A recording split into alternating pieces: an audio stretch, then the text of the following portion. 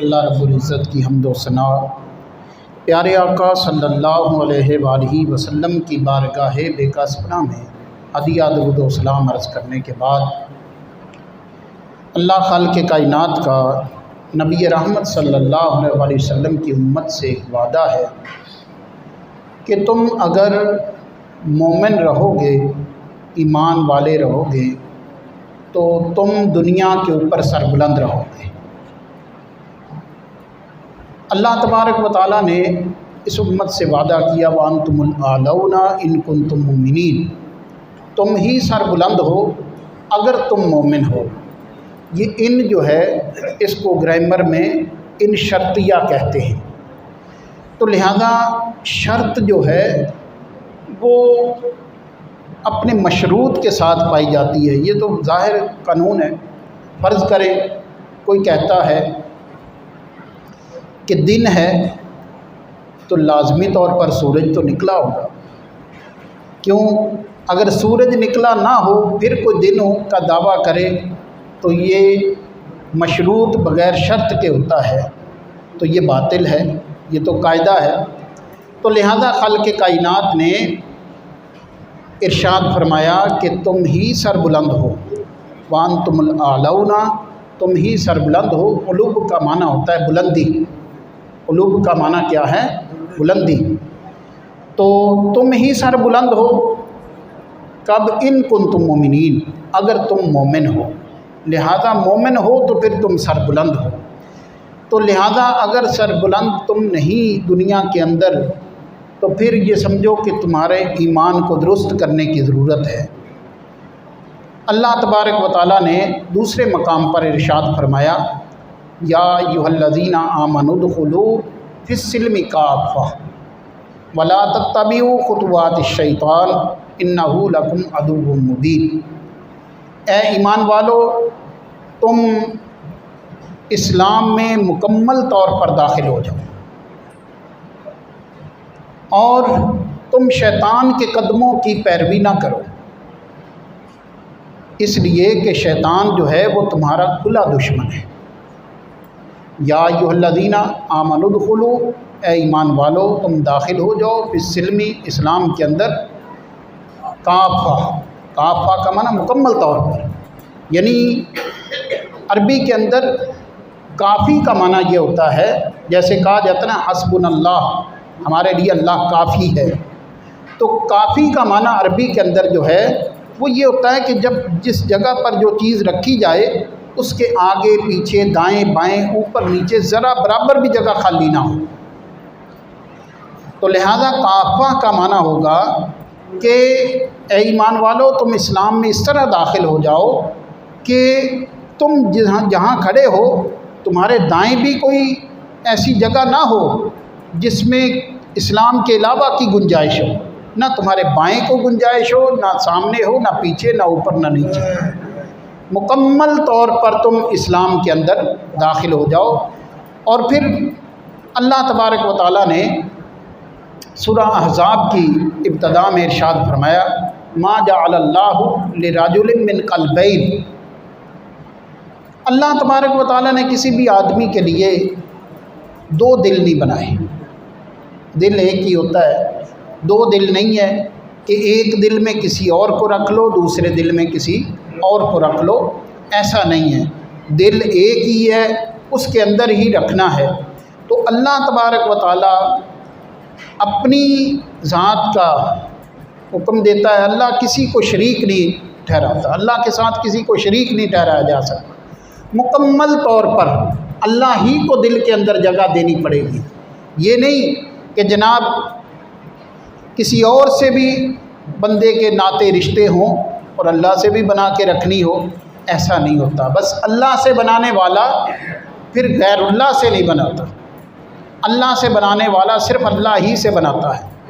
کیونکہ یہ تو کافروں نے بھی نبی صلی اللہ علیہ وسلم سے عرض ایک پیشکش کر دی تھی کہ آپ ایسا کریں کہ چلو آپ ایک خدا ہونے کا دعویٰ کرتے ہیں، اعلان کرتے ہیں، اپنے نبی ہونے کا دعویٰ کرتے ہیں، چلو ایسے کر لیتے ہیں کہ کچھ آپ ہمارے معبودوں کی کچھ دن کر لیا کریں ہمارے ساتھ مل کے، تو کچھ دن ہم آپ کے معبود کی کر لیا کریں گے، کمپرومائز کر کے چلتے ہیں۔ تو دین میں اس طرح کے کمپرومائز نہیں چلتے کہ جناب اللہ کو بھی رکھنا ہو اور غیر اللہ کو بھی رکھنا ہو۔ اللہ اس چیز کو پسند نہیں کرتا۔ جب یہ کافروں کا مطالبہ تھا تو اس وقت اللہ نے دو ٹوک اعلان فرما دیا، محبوب نے فرما دیا لکم دینکم ولی دین، تمہارے لیے تمہارا دین، میرے لیے میرا دین۔ یہ نہیں ہے کہ جناب کچھ تمہارا دین ہم اپنا لیتے ہیں، کچھ اپنا، ایسا نہیں ہے۔ اللہ کائنات کو بنانے والا ہے، اللہ کو پتہ ہے کہ کس طرح جو ہے اس دنیا کے نظام نے چلنا ہے، کیونکہ جو جس چیز کو بنانے والا ہوتا ہے وہ اس کے استعمال کا پھر طریقہ بھی بتاتا ہے۔ یعنی اللہ نے جب اس کائنات کو بنایا ہے تو اللہ تبارک و تعالیٰ پھر اس کائنات کو چلانے کا طریقہ بھی بتاتا ہے کہ بھئی اس کائنات نے چلنا کیسے ہے، اس کائنات نے کیسے اس کے اندر لوگوں نے وقت گزارنا ہے، ہر چیز کا نبی کریم صلی اللہ علیہ وسلم کے ذریعے سے اللہ نے بتا دیا ہے۔ تو لہذا ہماری صورتحال ذرا تھوڑی سی تشویشناک ہے۔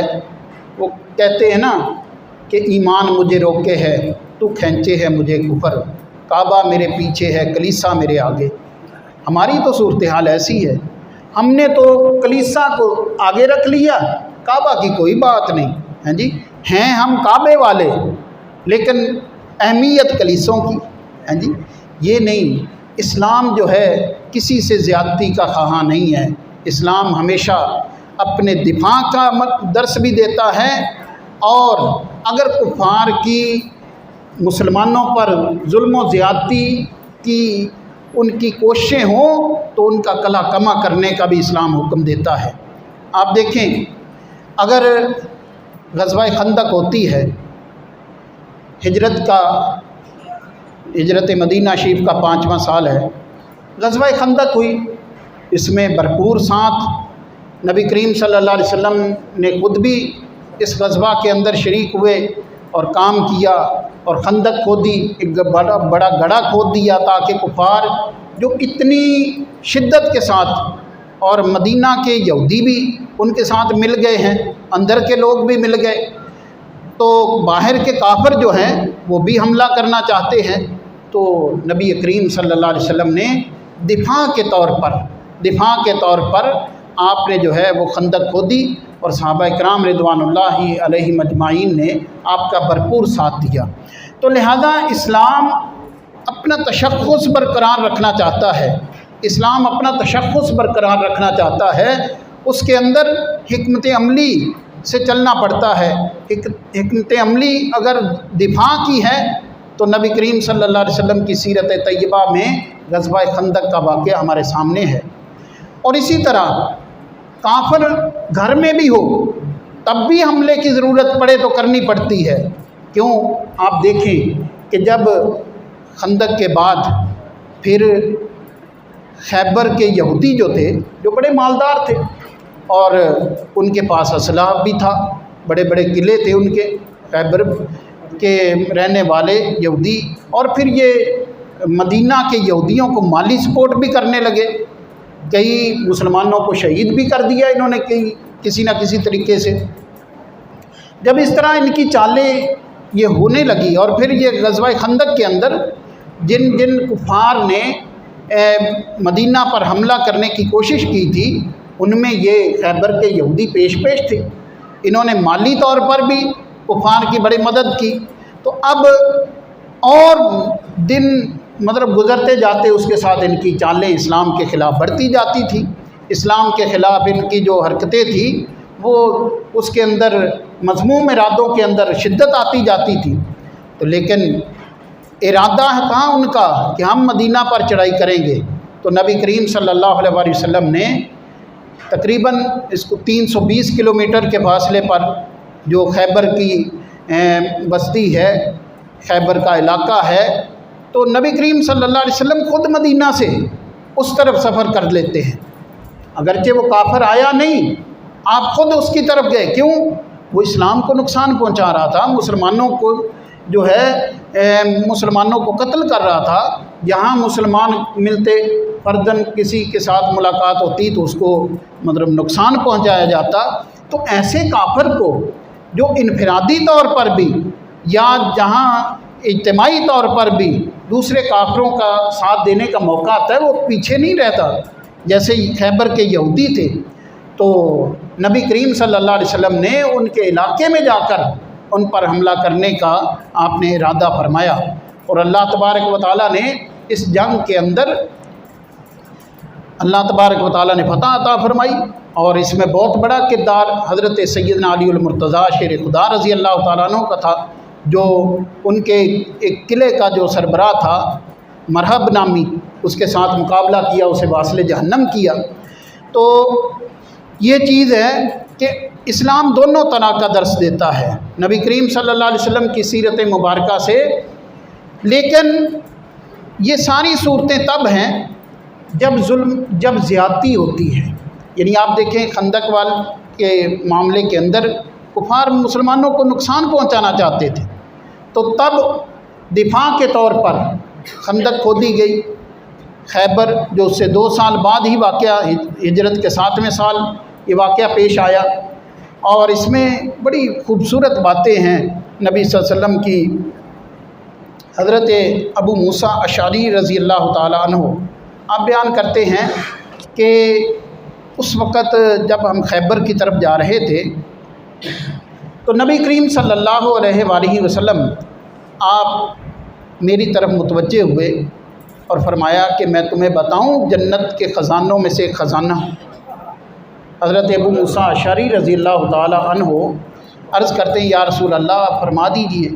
تو نبی کریم صلی اللہ علیہ وسلم نے فرمایا تم پڑھا کرو لا حول ولا قوت الا باللہ، یہ پڑھا کرو کثرت سے، تو یہ جنت کے خزانوں میں سے خزانہ ہے. تو لہذا بڑی بڑی باتیں ہیں نبی کریم صلی اللہ علیہ وآلہ وسلم کی. اور پھر آپ دیکھیں کہ اس دین کے لیے قربانیوں کا معاملہ، کہ جس دن خیبر سے فتح یاب ہو کر آپ مدینہ پہنچتے ہیں واپس، اسی دن حضرت جعفر رضی اللہ تعالیٰ عنہ جو حضرت سیدنا علی المرتضیٰ رضی اللہ تعالیٰ عنہ کے بھائی ہیں، آپ کو چونکہ سب جانتے ہیں کہ 2 ہجرتیں ہوئی تھیں مسلمانوں کی. پہلی ہجرت حبشہ کی طرف، یہ نبی کریم صلی اللہ علیہ وسلم کو اعلان نبوت کا 5واں سال تھا. 5واں سال تھا تو اس وقت یہ حکم دیا گیا، نبی کریم صلی اللہ علیہ وسلم خود تو آپ مکہ میں ہی رہے، آپ نے اپنے چند صحابہ کو حکم دیا کہ آپ حبشہ کی طرف ہجرت کر جائیں. تو آپ اندازہ کریں کہ صحابہ کرام رضوان اللہ تعالیٰ علیہم اجمعین کس طرح دین کے لیے کام کرتے تھے، کس طرح دین کے لیے محنت کرتے تھے. ایک تو یہ کہ جس وقت یہ پہنچے حبشہ تو وہاں پر حضرت جعفر رضی اللہ تعالیٰ عنہ ہی تھے جنہوں نے آیات قرآنیہ پڑھ کر سنائی نجاشی کو، اور پڑھ کر سنائی تو پھر وہ 7ویں پارے کی پہلی آیت مبارکہ کہ جب انہوں نے قرآن سنا نجاشی کے بارے میں کہ اس کی آنکھوں سے آنسو چھلک رہے تھے. ہاں جی، کس وجہ سے؟ کہ اس نے حق کو پہچان لیا. تو نجاشی کا اسلام لانا بھی یہ نبی کریم صلی اللہ علیہ وسلم کی صحابہ کی محنت کی بدولت تھا. حضرت جعفر رضی اللہ تعالیٰ عنہ جو حضرت سیدنا علی المرتضیٰ رضی اللہ تعالیٰ عنہ کے بھائی، ان کی محنت کا نتیجہ تھا. اور آپ اندازہ کریں کہ 5 سال یہ، پھر اس کے بعد ہجرت کا 7واں سال تھا جس دن خیبر فتح ہوا. اس دن جب مدینہ کے اندر نبی کریم صلی اللہ علیہ وسلم واپس آئے تو حبشہ سے اپنے چند ساتھیوں کے ساتھ حضرت جعفر بھی مدینہ میں آئے. آپ اندازہ کریں کتنے سال، 5-12 سال وہاں پہ محنت کرتے رہے.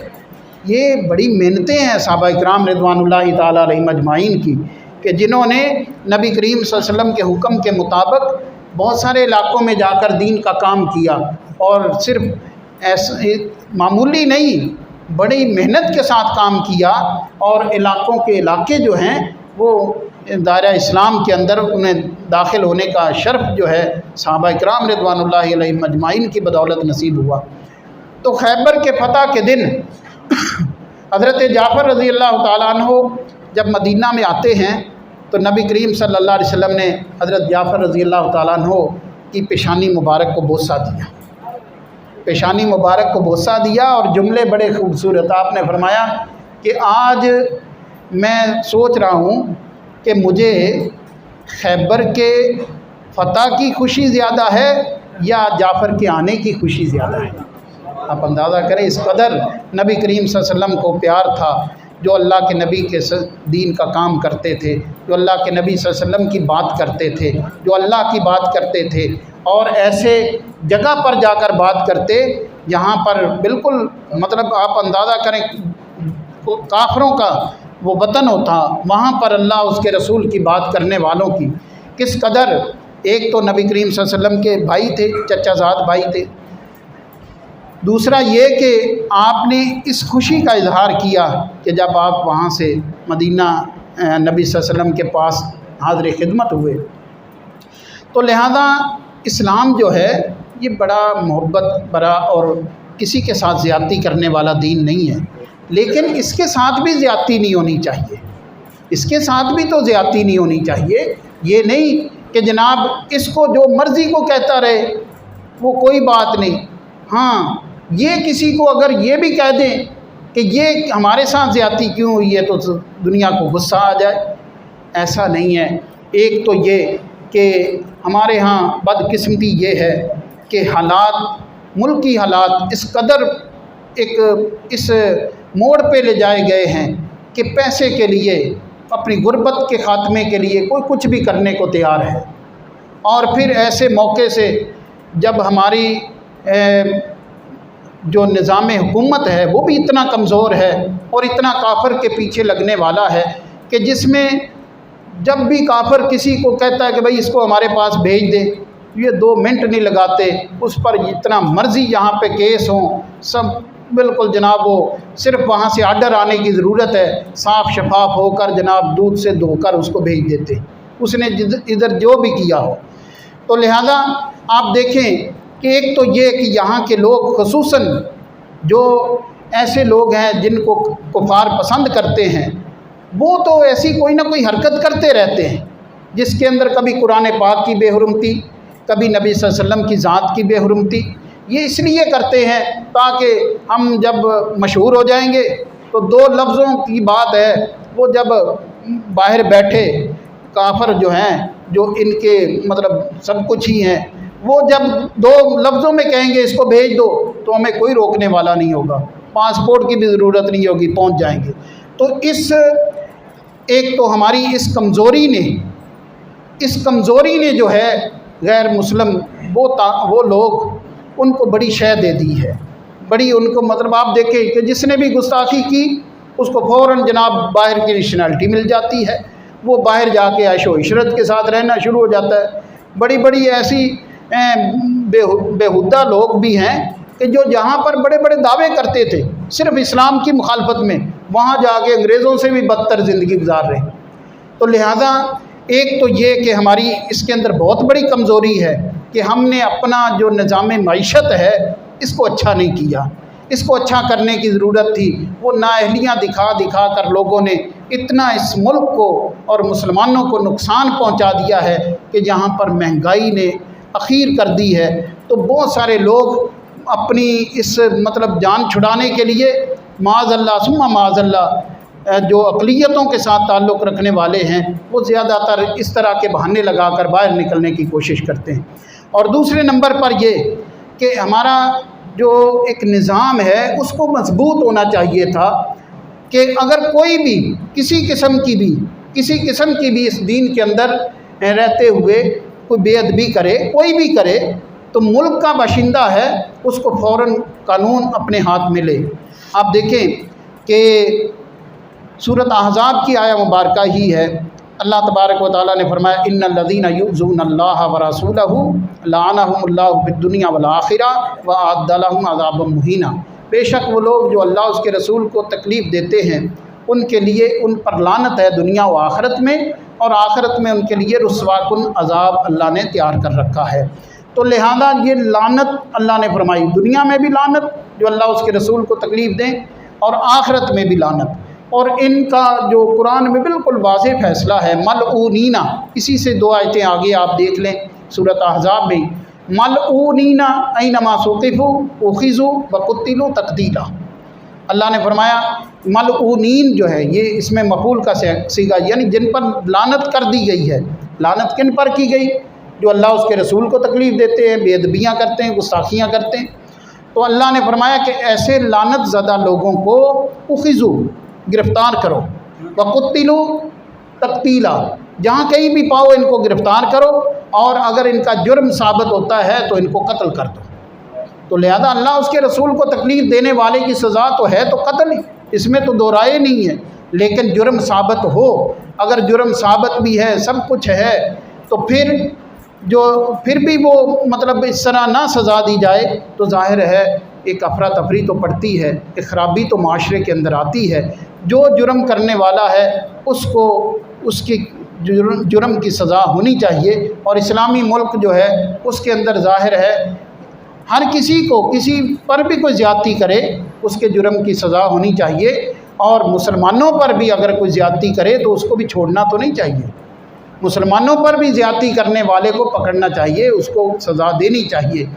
तो लिहाजा हमारे लिए ये है कि हम वो सच्चा दीन जो अल्लाह के नबी सल्लल्लाहु अलैहि वसल्लम ने इतनी हम तक पहुँचाया है, नबी करीम सल्लल्लाहु अलैहि वसल्लम के सहाबा ने जाने देकर इस सच्चे दीन को हम तक पहुँचाया है, उस दीन के साथ वाबस्ता रहने की ज़रूरत है और अपने ईमान को मज़बूत रखने की ज़रूरत है।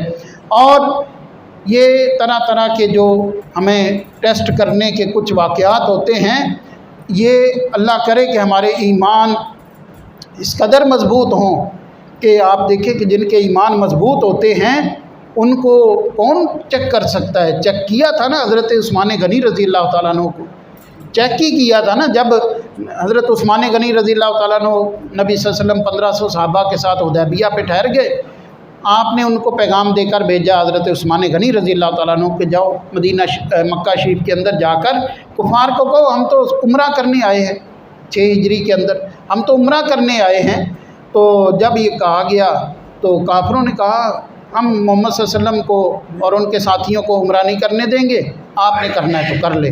आपने फरमाया तुम कैसे सोच सकते हो कि मैं आप सल्लल्लाहु अलैहि वसल्लम के बग़ैर उम्रा कर लूँ? उम्रा तो बज़ाहिर एक इबादत ही है, सादत की बात, लेकिन दर हकीकत क्या था, एक क्रॉसिंग थी, नबी सल्लल्लाहु अलैहि वसल्लम को एक साइड पे करने की कोशिश थी। तो यही चीज़ है मुसलमानों को नबी सल्लल्लाहु अलैहि वसल्लम के सहाबा से, खुलफाए राशिदीन से, उनकी अमली ज़िंदगियों से सीखने की ज़रूरत है। नबी करीम सल्लल्लाहु अलैहि वसल्लम की ज़ात अगर मुसलमान की ज़िंदगी में नहीं है तो कुछ भी नहीं है। आप सल्लल्लाहु अलैहि वसल्लम की ज़ात के साथ ही हम माशरे को अच्छा माशरा बना सकते हैं। आपकी ज़ात के वास्ते से ही हम अल्लाह का महबूब बन सकते हैं। आपकी ज़ात के वास्ते से ही हम एक अच्छे इंसान बन सकते हैं।